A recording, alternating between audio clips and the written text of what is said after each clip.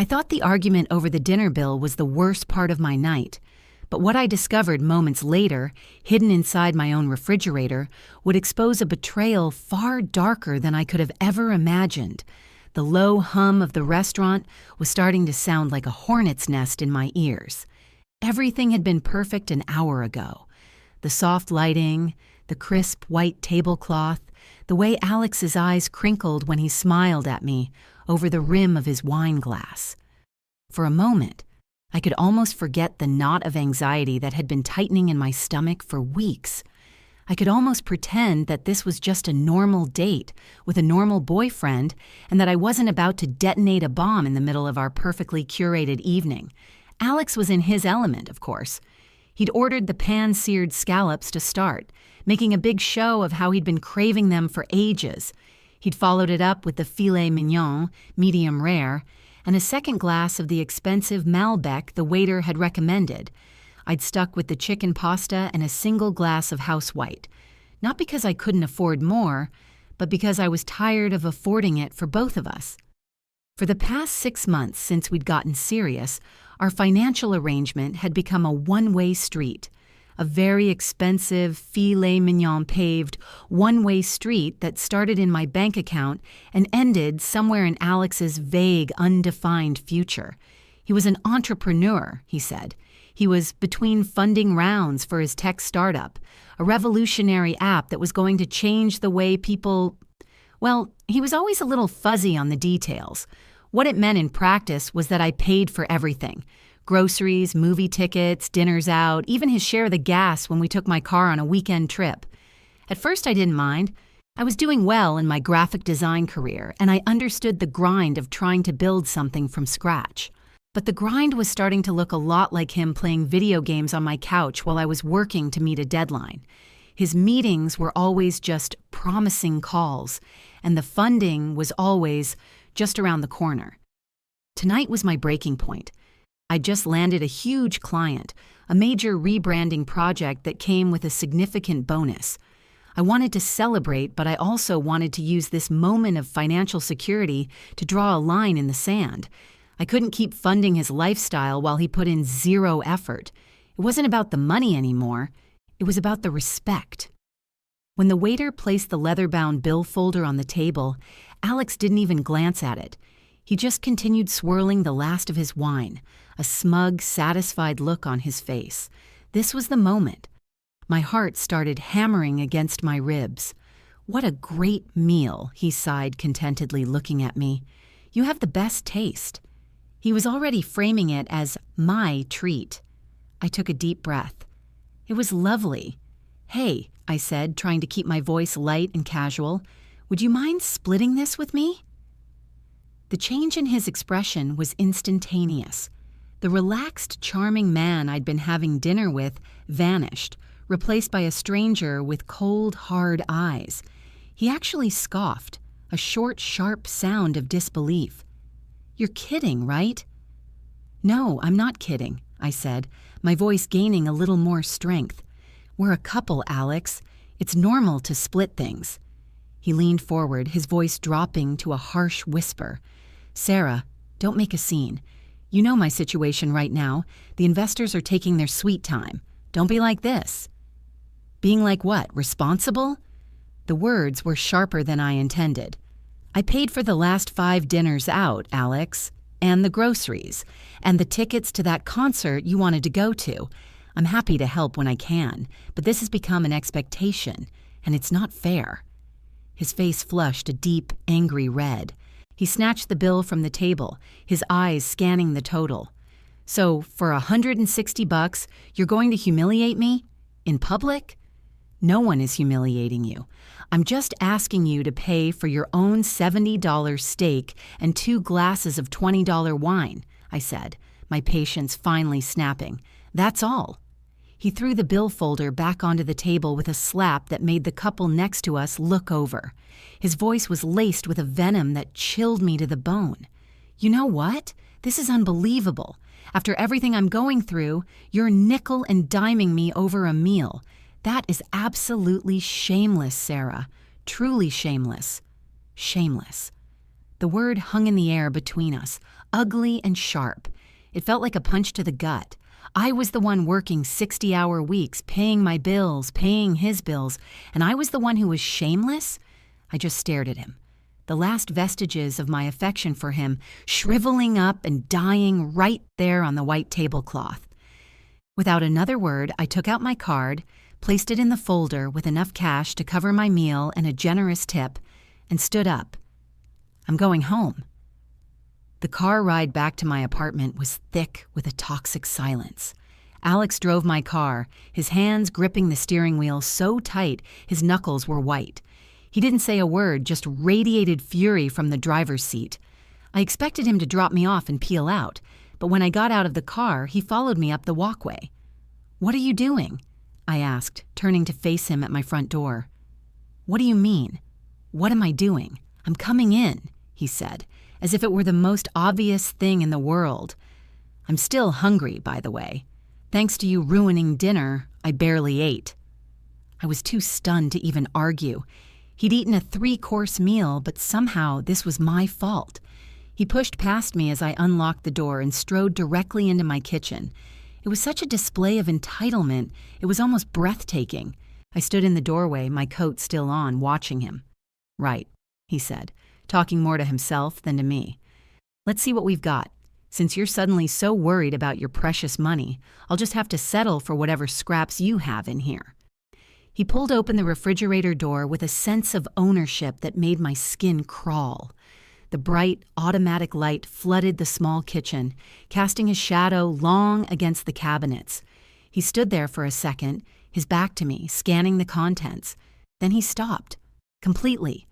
He didn't reach for anything. He didn't move a muscle. He just stood there perfectly still, his body rigid. The only sound was the low electric hum of the compressor. Seconds ticked by, stretching into an unnerving silence. His hand, still holding the handle of the fridge door, slowly started to tremble. "What is wrong with you?" I finally asked, my voice tight. "Did you see a mouse?" "It's my fridge, Alex, not a portal to another dimension. Just grab a yogurt and let's get this over with." He didn't answer. He slowly, mechanically, pulled his hand back from the handle as if the cold plastic had burned him. He took one stumbling step backward, then another, his eyes still locked on the contents of the refrigerator. I sighed, exasperated, and walked past him to see what on earth had short-circuited his brain. And then I saw it. I saw what he was seeing. My fridge wasn't messy. It wasn't full of gourmet leftovers or champagne. The top shelf had my usual things, a carton of eggs, some Greek yogurt, a half-empty bottle of ketchup. But the 2 shelves below it were a different story. They were a fortress of meticulously organized, clear plastic containers, at least a dozen of them, stacked in neat, precise rows. Each container had a clean white label on the lid, with the day of the week and the contents written in my best Sharpie handwriting. Linda. Monday, meatloaf, mashed potatoes, green beans. Linda, Tuesday, chicken and rice soup, low sodium. Linda, Wednesday, tuna casserole. Linda, Thursday, shepherd's pie. On and on it went, a full week of pre-portioned home-cooked meals. Linda, his mother. Slowly, as if moving through water, Alex turned to face me. The angry flush was gone from his face. In its place was a ghostly, sickly pallor. His jaw was slack, his eyes wide and unfocused, as if he was looking straight through me. The arrogant, entitled man who had called me shameless in the restaurant had completely vanished. The person standing in my kitchen looked like a lost child, hollowed out and utterly devastated. "What?" he whispered, his voice cracking. "What is this?" I closed the refrigerator door, the soft click echoing in the tense silence of the room. I leaned back against it, crossing my arms. I wasn't going to yell, I wasn't going to cry, I was just tired, so incredibly tired. "Your sister Chloe called me a couple of months ago," I said, my voice flat and devoid of emotion. "She was worried. She said your mom had lost a lot of weight. She said that every time she talked to her, your mom would say she wasn't hungry, that she'd already eaten." Alex just stared at me, his mouth opening and closing silently. But Chloe found her bank statements when she was helping her with some paperwork, I continued. She saw the transfers. Your mom was sending you almost every penny she had left from her pension at the end of each month. For your business expenses, she was eating toast and canned soup so that you could go out for filet mignon. So I came up with a plan with Chloe. The whole ugly truth came spilling out. How every Sunday afternoon I would do a massive grocery shop, my shameless hoarding of money, and spend 5 hours cooking. I'd portion everything out, label it, and freeze half of it. On Monday morning, before work, Chloe would swing by and pick up the containers for the week. She told your mom she'd won a free 6-month subscription to a new senior meal delivery service, a little white lie to protect a proud woman's dignity. She would never have accepted it if she knew it was from me, I finished softly. She's too proud. She wouldn't want you to know she was struggling. The silence that followed was heavier than anything I'd ever experienced. Alex staggered back until the edge of the kitchen counter hit the back of his legs, and he sank down onto a bar stool. He put his head in his hands, his shoulders shaking. He wasn't crying, just trembling with the force of a reality he could no longer deny. He had built his entire identity around being the struggling visionary, the misunderstood genius on the cusp of greatness, who deserved to be supported. And in one moment, he saw the truth. He was a fraud, and his pedestal was built on the quiet sacrifices of the 2 women in his life. The woman who gave him life, and the woman he had just tried to humiliate. I watched him, feeling a strange and hollow pity. This was it. The end. There was nothing left to say. I thought he would get up and leave. I thought he would scream at me or break down completely. I waited for the explosion, but when he finally lifted his head, his eyes were filled with a new, different kind of terror. It wasn't just shame, it was fear. He looked at me as if I were a ghost, as if I had uncovered a secret even deeper and darker than his financial dependence. His face was ashen, his lips bloodless. He swallowed hard, his throat clicking. "Chloe," he stammered, his voice a raw, desperate whisper. "When you talked to her, did she tell you about the check, too?" The check. The way he said it, his voice tight with a specific, targeted dread, sent a cold shiver down my spine. This wasn't just another layer of his financial negligence. This was something else entirely. I had no idea what he was talking about, and my confusion must have been written all over my face. "What check, Alex?" I asked, my own voice barely a whisper. I felt like I was standing on the edge of a precipice, and he was about to push us both off. He shook his head, a frantic, jerky motion. No, of course not. She wouldn't have. He was talking to himself again, trying to regain control, but the panic in his eyes was escalating. He looked around my pristine kitchen, at the tidy counters and the polished appliances, as if the very stability of the room was an accusation. "Chloe didn't mention any check to me," I said, stepping away from the refrigerator and moving closer to him. "She was just worried about your mom's health. That was all we talked about." He flinched when I got closer, as if my presence was physically painful. He stood up from the bar stool, his movements clumsy and uncoordinated. He started pacing the small space between the counter and the island, running a hand through his hair over and over again. "It was for the business," he muttered, the words tumbling out in a rush. "It was an investment, a loan. I was going to pay her back with interest. As soon as the funding came through, she was going to be my first investor, the one I paid back first. I told her that." The story sounded plausible, at least on the surface. It fit perfectly with the narrative he'd been spinning for months. The noble entrepreneur, reluctantly accepting help, promising a grand return on investment. But his reaction was all wrong. This wasn't the defensive bluster he'd used in the restaurant. This was raw, gut-wrenching fear. "An investment from your mom?" I pressed, trying to keep my voice calm and even. "Alex, what are you talking about? Linda doesn't have investment money." "She did," he snapped, his head whipping around to glare at me. She had the money from the house. After Dad died and she downsized, she had a nest egg. It was just sitting there in a low-interest savings account, doing nothing. I was going to make it grow for her. For us. A cold, heavy stone dropped into the pit of my stomach. The nest egg. Linda had spoken of it once, her voice full of pride. It was her security, the buffer that meant she would never have to be a burden on her children. It was supposed to be for a new roof, for medical emergencies, for peace of mind in her old age. It was her entire life savings. "How much, Alex?" I asked, the words feeling like lead on my tongue. "How much did you take from her?" He stopped pacing and stared at the floor, his shoulders slumping in defeat. The fight seemed to drain out of him all at once, leaving behind a fragile, broken shell. $50,000, he whispered. The number hung in the air, monstrous and obscene.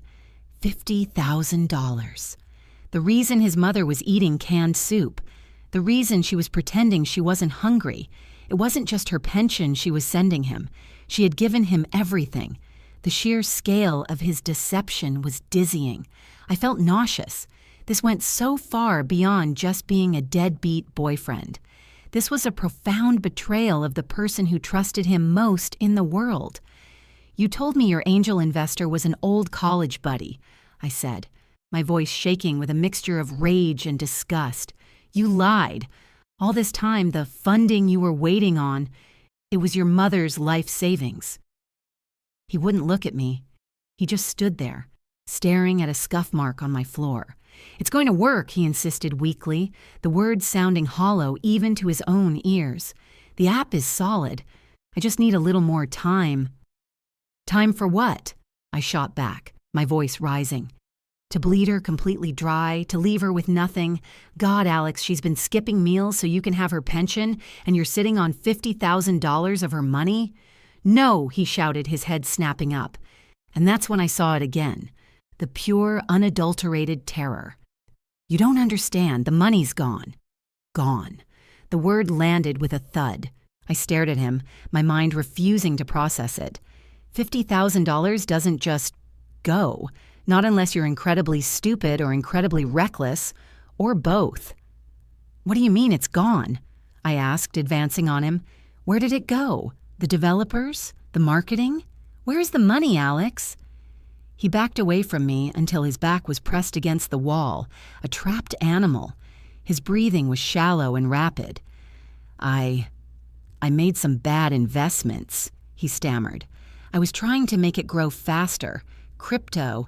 A friend had a sure thing. I thought I could double it and give her the original 50 back before I even touched it for the business. But it crashed. It all just disappeared." I felt the last ounce of strength leave my body.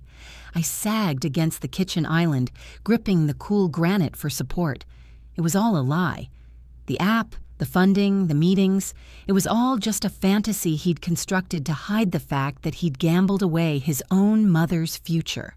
And I had been his accomplice, his enabler, paying for his dinners while he torched her life savings. The shame I felt was so profound it was a physical ache. "You have to tell her," I said finally, my voice a dead thing. "You have to tell her what you did." "I can't," he choked out, his eyes wild. "Sarah, you don't get it. I can't. It's not just about the money." He pushed himself off the wall and grabbed my arms, his grip surprisingly strong. "The check. The one I asked her for. It wasn't the only one she had." I tried to pull away, but he held on tight, his desperation making him reckless. "What are you talking about?" "She has a carbon copy of all her checks, in a ledger, in her desk," he said, his words frantic. "When she gave me the money, she had me sign a note for it. A promissory note. It's in there with the copy of the check. It's all there, Sarah. Written down. Dated. So, she has proof you owe her the money. That's a good thing, isn't it?" I asked, completely bewildered. His eyes bored into mine, and what I saw there made my blood run cold. It was a dark, chilling secret, something far worse than financial ruin. "No," he whispered, his voice trembling so violently I could feel it through his hands. Because the signature on that check, the one I cashed for $50,000, it isn't hers. My mind went completely blank. For a solid 10 seconds, the world simply ceased to make sense. The hum of the refrigerator, the faint ticking of the clock on the stove, the pressure of his hands on my arms, it all faded into a distant, roaring static. The signature on the check wasn't hers. The words replayed in my head, but they felt like a foreign language, impossible to comprehend. "What?" I finally breathed out, the sound barely audible. "What did you just say?" Alex's face crumpled. The last of his pathetic bravado shattered, leaving only raw, ugly desperation. "I didn't mean to," he sobbed, the words catching in his throat. "She was having a good day. She was so excited about the app, about my future. She went to get her checkbook, but she couldn't remember where she'd put her reading glasses.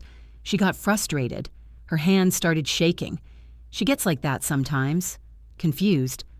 He let go of my arms and started pacing again, his hands carving frantic paths through the air as he relived the memory. "She asked me to fill it out for her. The date, the amount, my name. She said she would sign it once she found her glasses. But then the phone rang. It was her friend Marge, and they started talking for ages. The check was just sitting there on the table, and I just needed to get to the bank before it closed. I was so close, Sarah. I thought I could get the crypto investment in before the price jumped." He stopped and looked at me, his eyes pleading for an understanding I was incapable of giving. Her signature. I've seen it my whole life, on permission slips, on birthday cards. It was so easy. I signed it. I told myself it was what she wanted anyway, that I was just helping her. But it wasn't her signature. Forgery. The words screamed in my brain. He hadn't just taken her money. He hadn't just gambled away her life savings. He had committed a felony. He had forged his own mother's signature on a $50,000 check. The meals in my fridge, the lie about the meal delivery service, my anger over a split dinner bill, it all seemed so ridiculously trivial now, like worrying about a paper cut while someone was bleeding out on the floor. I stumbled backward, putting the kitchen island between us. He was a stranger. This man I had loved, shared my home with, and defended to my friends was a criminal. A weak, pathetic criminal who had preyed on his own mother's trust and cognitive decline. "So Chloe doesn't know," I stated, the realization dawning on me. "She knows you took money, but she doesn't know how you took it." "No," he whispered, shaking his head. "No one knows. Only me. And now you." He looked at me, a flicker of the old, manipulative Alex returning to his eyes. "You can't tell her, Sarah. You can't tell anyone. It would destroy her. And it would destroy me. My life would be over." "Your life is already over," I yelled, the sound ripping from my throat. "You've been living a lie, and you built that lie on your mother's back. Do you have any idea what you've done?" "I can fix it," he insisted, his voice rising to a desperate pitch. "That's what I've been trying to do. If I can just get another round of funding, a real one this time, I can put the money back before she ever finds out. She never looks at her bank statements. The only reason Chloe found out about the pension transfers was because she was helping with taxes. As long as no one looks at that ledger, no one will ever know." He was delusional. He was swimming in a fantasy world where $50,000 could be magicked back into existence, where a felony could be erased by wishful thinking. He saw me as his lifeline, the one person who could help him keep the lid on this Pandora's box of deceit. "I am not going to be an accessory to this, Alex," I said, my voice cold and hard. "You are going to call Chloe, and you are going to tell her everything. And then the two of you are going to go to your mother and confess." Panic seized his features. "No, please, Sarah, just give me some time. A few weeks, that's all I need. I have a promising lead, a real one this time. Just don't say anything yet." "It's over," I said, pointing toward the door. Get out of my apartment. Now. He stared at me, his face a mask of disbelief. You're just going to throw me out? After everything? Where am I supposed to go? I don't care, I spat, the words tasting like poison. Go to a shelter. Go to a friend's house. Go anywhere but here. Get out. For a moment, I thought he was going to refuse. I saw a flicker of that ugly rage from the restaurant return to his eyes, but then it died, replaced by a hollow emptiness. He knew he had lost. He had overplayed his hand and revealed himself to be a monster, and there was no going back. He slowly walked to the front door, his feet shuffling like an old man's. He didn't look at me as he opened it. You're making a mistake, he said softly, his voice full of a chilling sort of prophecy. You don't understand what will happen if she finds out. The only mistake I made was ever letting you into my life, I retorted. Goodbye, Alex. He stepped out into the hallway and pulled the door closed behind him. The click of the latch was the loudest sound I had ever heard. I stood frozen in my kitchen for a long time, the silence pressing in on me. The neatly labeled meals for Linda in my fridge suddenly looked like evidence in a crime scene. I felt complicit, tainted by his lies. My hands were shaking as I pulled out my phone. I had to call Chloe. I had to tell her. It was the only right thing to do. My thumb hovered over her contact name, my heart pounding a frantic rhythm against my ribs. I took a deep, shuddering breath and pressed the call button. She answered on the second ring, her voice cheerful and light. Hey, Sarah, what's up? I was just about to text you. I picked up the meals this morning. Mom absolutely loved the shepherd's pie from last week. She said to tell you thank you. The casual, happy words were like a knife in my gut. I opened my mouth to speak, to shatter her world with the ugly truth about her brother. But before I could form a single word, Chloe spoke again, her tone shifting from cheerful to slightly concerned. Hey, is everything okay? You're quiet. Listen, weird question, but you haven't spoken to Alex today, have you? Mom's a little worked up. She called me a few minutes ago, sounding really confused. She said the bank just called her about some unusual activity on her account. The phone felt slick with sweat in my hand. The bank? I repeated, my voice a strangled whisper. What kind of unusual activity? My mind was racing, picturing Alex, desperate and cornered, trying to pull off some other harebrained scheme to cover his tracks. I don't know, she was all flustered, Chloe said, a note of worry creeping into her voice. She just kept saying they were asking her about a large withdrawal from last week and that it couldn't be right. She's probably just mixed up the dates. I was going to head over there after work to help her sort it out. Is everything all right, Sarah? You sound off. I had to make a choice, right then and there. I could tell her everything over the phone, the forgery, the crypto, the $50,000, and let the explosion happen remotely, or I could contain it. I could get to Linda's house first and try to manage the fallout. The thought of Linda already confused and agitated, finding out about her son's ultimate betrayal from a frantic bank teller or a tearful Chloe, it was unbearable. Chloe, listen to me very carefully, I said, my voice gaining a sudden, sharp clarity. I'm on my way to your mom's house right now. Don't call her back. Just meet me there as soon as you can. I have to explain some things to you in person. Sarah, you're scaring me. What's going on? Just trust me, I pleaded. Please, I'll see you there. I hung up before she could ask any more questions, grabbed my keys and ran out the door, leaving the refrigerator full of carefully prepared meals standing open. The drive to Linda's little bungalow was a blur of traffic lights and blind panic. What was I going to say? How do you even begin to tell a woman that her son has not only stolen her life savings, but has done it by forging her name? By the time I pulled up to her curb, my hands were shaking so badly I could barely turn off the ignition. I found Linda in her living room, sitting in her favorite armchair with the phone clutched in her lap. She looked small and frail, her eyes wide with a mixture of fear and confusion. The notorious check ledger was open on the coffee table in front of her. Sarah, dear, she said, her voice trembling, I'm so glad you're here. The bank called, and they said the most peculiar thing. I knelt in front of her, taking her cool, papery hands in mine.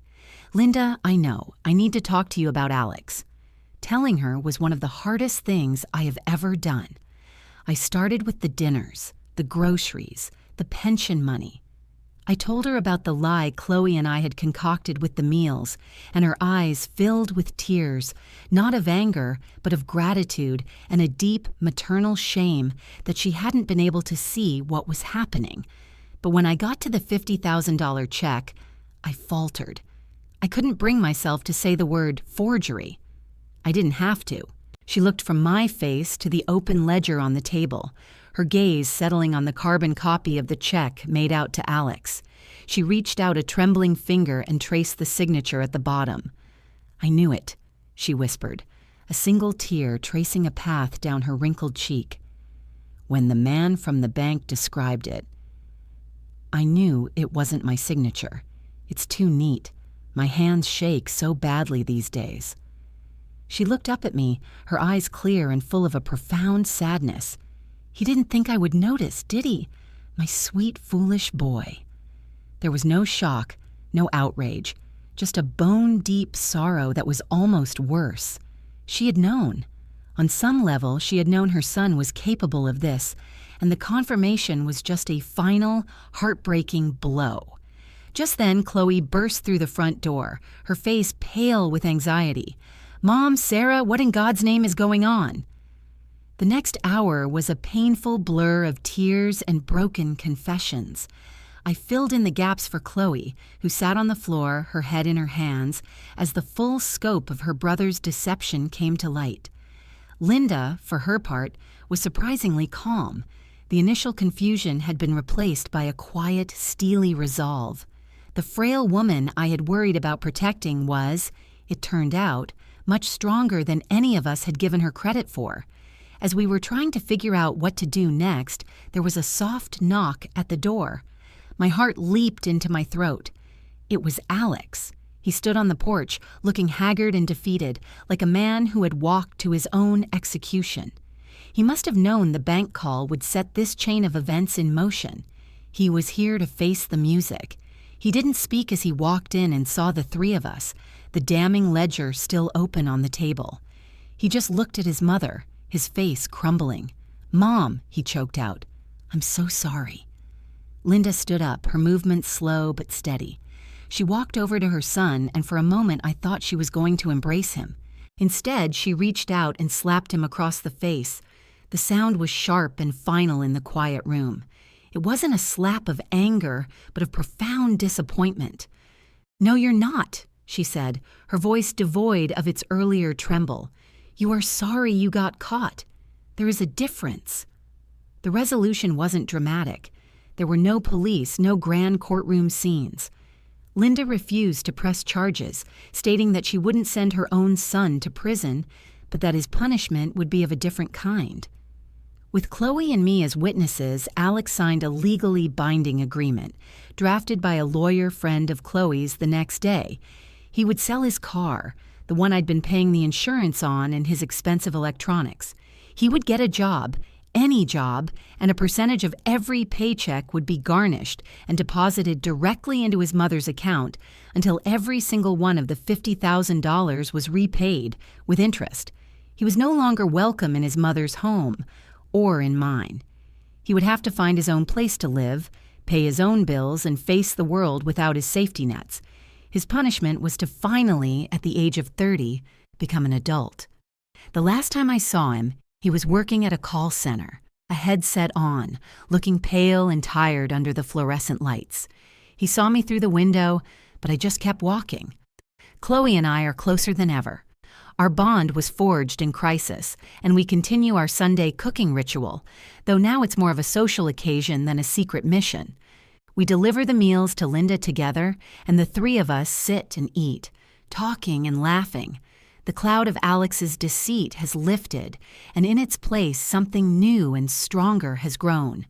Linda is slowly rebuilding her nest egg, but more importantly, she's rebuilt her dignity. Last week, as I was leaving her house, she pulled me into a hug. "You know," she said, her voice soft, "in a way, my son's shamelessness was a gift. It showed me who my real family is. Looking at her and at Chloe smiling from the doorway, I knew exactly what she meant. I had lost a boyfriend, but I had gained a mother and a sister. And that was a price I was more than willing to pay.